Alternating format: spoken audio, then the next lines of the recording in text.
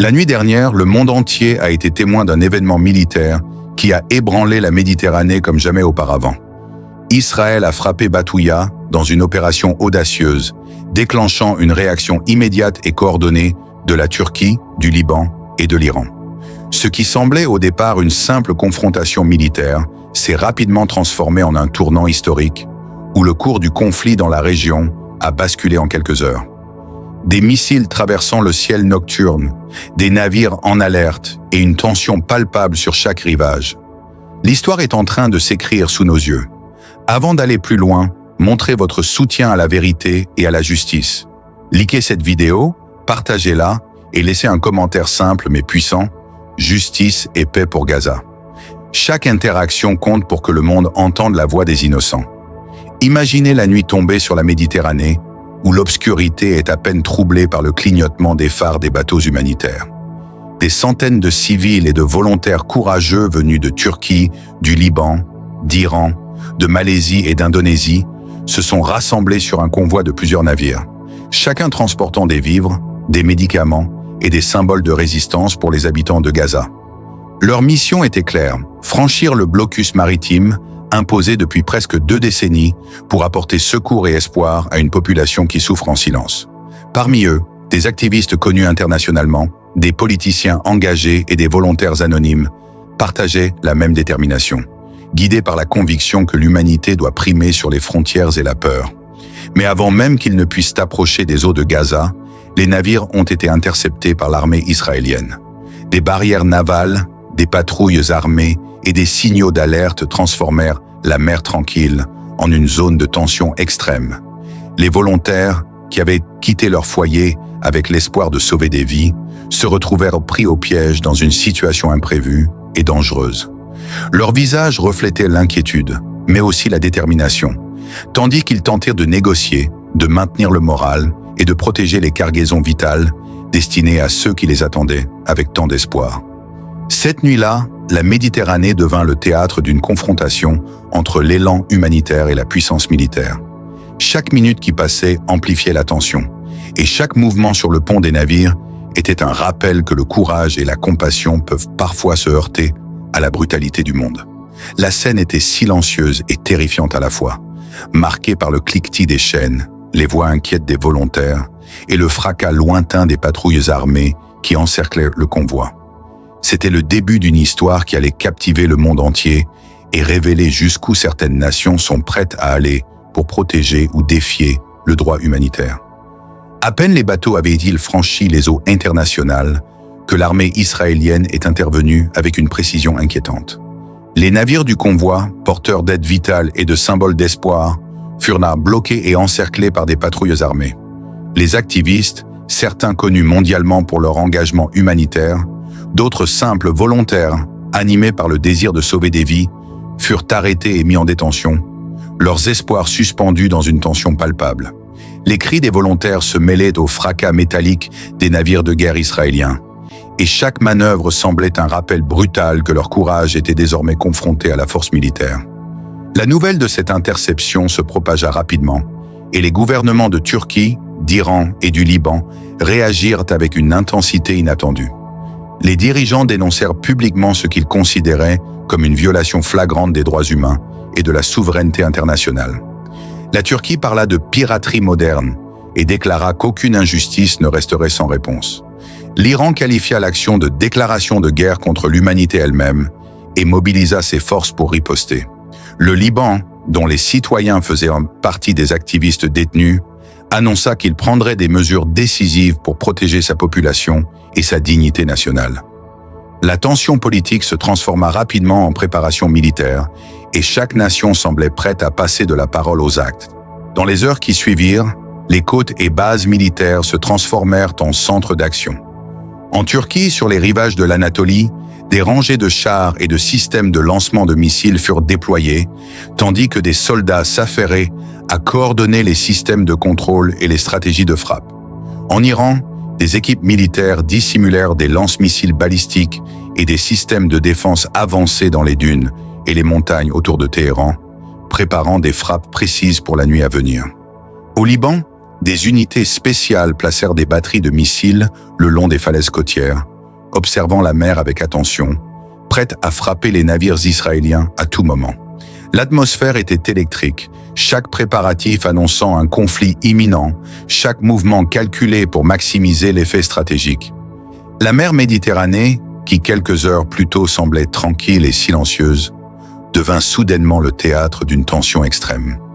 Des missiles traversaient le ciel nocturne comme des éclairs de feu, illuminant les vagues et plongeant les navires dans une ambiance surnaturelle et menaçante. Des explosions ponctuelles secouaient l'eau, envoyant des gerbes d'écume et des éclats métalliques dans toutes les directions. Les navires israéliens, surpris par cette escalade rapide et coordonnée, tentaient de réagir, mais chaque manœuvre semblait amplifiée par la précision et la détermination des forces adverses.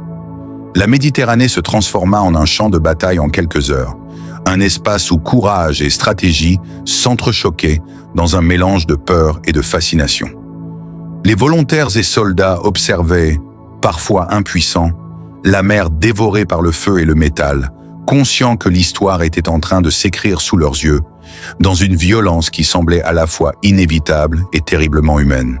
Les premiers signes de l'attaque se manifestèrent dans le ciel nocturne, des traînées de feu fulgurantes zébrant l'obscurité, éclairant la mer Méditerranée d'un rouge incandescent.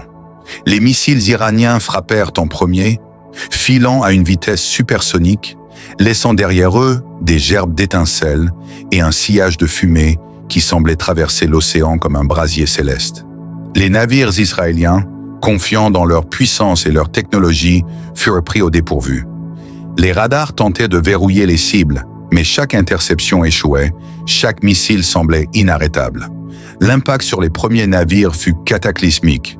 Explosions gigantesques, flammes s'élevant sur plusieurs mètres, panneaux de métal arrachés et jets d'eau projetés à des hauteurs vertigineuses. À peine la première vague se dissipait que les drones turcs entrèrent en scène. Ils surgissaient du ciel bas, rapides et silencieux, frappant méthodiquement les navires avec une précision chirurgicale. Chaque explosion était accompagnée d'un rugissement métallique, de cris confus et de panique parmi l'équipage. Le chaos régnait à bord. Sirènes stridentes, alarmes d'urgence, fumée noire qui envahissait les ponts, marins désorientés se précipitant pour sauver ce qui pouvait l'être. La mer, jusque-là témoin silencieux de la confrontation, se mit à bouillonner sous l'effet des explosions, chaque vague emportant avec elle des débris, des fragments de métal et des flammes flottantes. Puis vinrent les frappes libanaises, venant du nord, complétant l'encerclement et transformant l'océan en un véritable enfer. Les missiles frappèrent les points vitaux, systèmes de navigation, radars, moteurs. Des incendies se propagèrent rapidement, les fumées et les flammes se mêlant dans un spectacle apocalyptique. Les navires autrefois considérés comme invincibles commençaient à se désagréger, leurs silhouettes se déformant sous l'effet des impacts successifs, vacillant, s'inclinant dangereusement, certains basculant avant de sombrer dans les eaux tumultueuses. L'équipage israélien, malgré les efforts désespérés pour riposter, ne pouvait contenir l'avancée des forces combinées. Les cris, les ordres hâtifs et les implorations se mêlaient au bruit métallique des structures cédant sous l'impact. Les explosions successives créaient des vagues de choc qui résonnaient à travers l'eau et le métal des navires, amplifiant la sensation de désolation et de terreur. La mer, autrefois calme et silencieuse, était désormais un théâtre de destruction totale, illuminé par le feu des explosions et le ciel embrasé, où chaque impact semblait écrire un chapitre sanglant de l'histoire militaire. En quelques heures seulement, ce qui avait commencé comme une interception devint une confrontation totale, où technologie, stratégie et audace humaine se confrontaient dans un ballet meurtrier.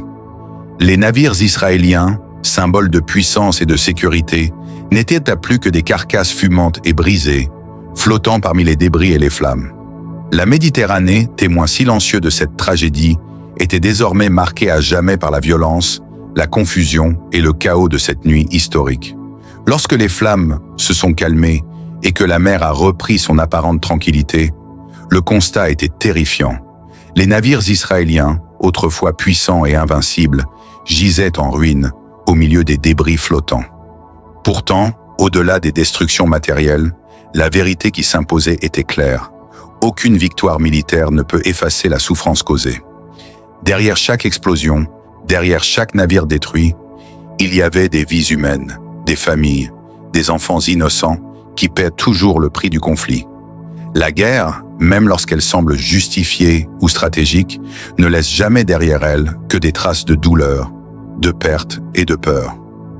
Dans ce chaos, les civils restent les témoins impuissants et les victimes silencieuses de décisions prises bien au-delà de leur contrôle. Les enfants de Gaza continuent de rêver d'un avenir qu'on leur refuse, tandis que des familles au Liban, en Turquie et ailleurs ressentent l'angoisse et l'injustice que ce conflit provoque.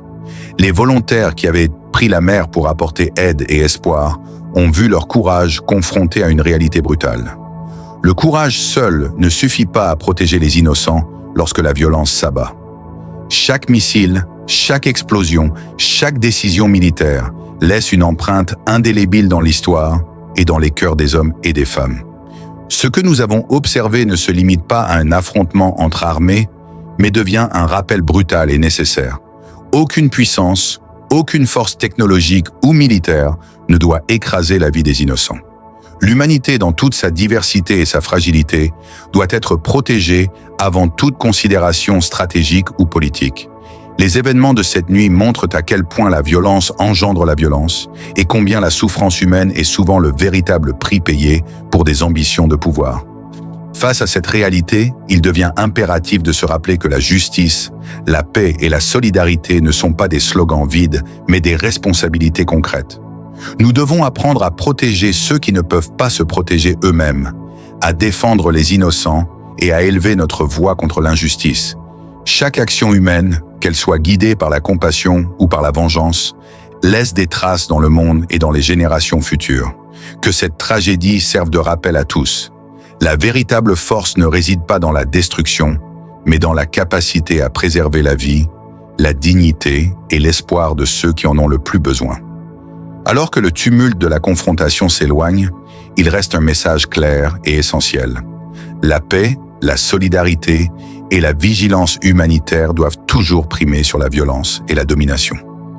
Les événements de cette nuit tragique nous rappellent que derrière chaque conflit, il y a des vies innocentes, des familles et des enfants qui ne devraient jamais être victimes de décisions qu'ils n'ont pas prises.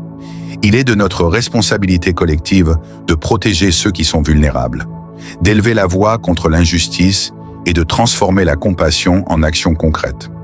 La véritable puissance ne réside pas dans les missiles ou les armes, mais dans notre capacité à préserver la vie, la dignité et l'espoir pour tous. Chacun de nous peut contribuer à diffuser ce message. Si vous voulez que le monde entende la voix des innocents, partagez cette vidéo, likez-la et laissez un commentaire simple mais fort pour la paix et la justice. Chaque geste, chaque interaction contribue à amplifier la vérité et à rappeler que l'humanité vaut plus que la guerre. Ensemble, nous pouvons faire résonner la solidarité au-delà des frontières et des conflits, en rappelant que la vie de chaque être humain mérite protection et respect.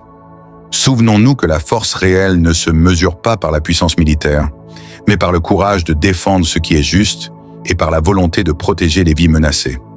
Ce monde ne deviendra plus sûr et plus humain que si nous choisissons de bâtir des ponts plutôt que de semer la destruction, de soutenir les innocents plutôt que de céder à la violence. Que ce message serve d'inspiration.